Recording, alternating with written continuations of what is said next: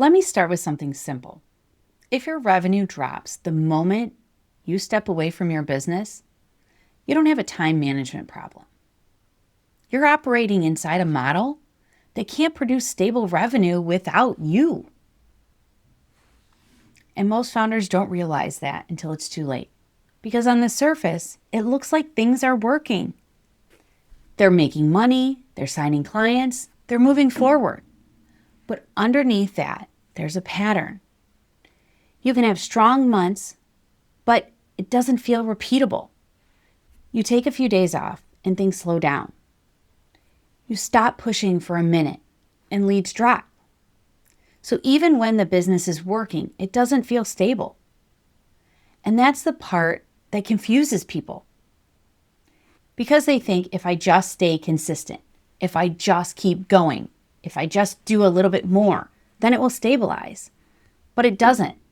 Because the issue isn't what you're doing. It's what the business is designed to do. And just so you know who I am before we go any further, I'm Katie Hahn. I design the systems that determine whether a business scales or stalls. And what I see over and over again are founders trying to create consistency inside a structure that can't produce it. Because the industry teaches you to solve this by adding more. More content, more offers, more clients, more platforms. And for a while, that works. You can grow inside that model. You can even make good money. But growth and stability are not the same thing. Growth just means you can generate revenue. Stability means the business can repeat it. And those are two completely different things. Because if your revenue depends on your input, then every result is temporary. It has to be recreated again and again and again. And that's where the pressure comes from.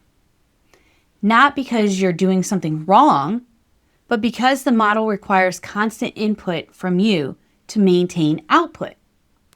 And this is the part nobody really wants to say out loud. You were sold a version of scaling that actually increases your responsibility as you grow.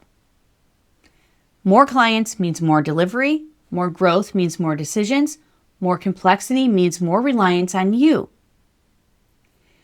So instead of the business becoming more stable, it becomes more dependent. This is what I call the operator trap. It's where the business is built around you being the one who makes everything work. You're the one delivering, you're the one solving, you're the one holding it to its standards.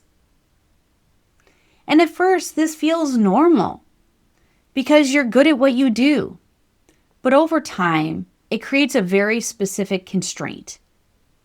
The business can only grow as fast as you can carry it, which means your capacity becomes the ceiling. Not your vision, not your potential, your capacity. And this is also why this pattern is so common.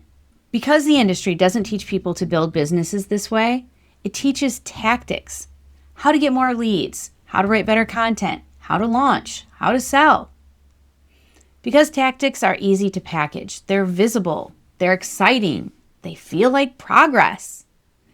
But structure is not obvious.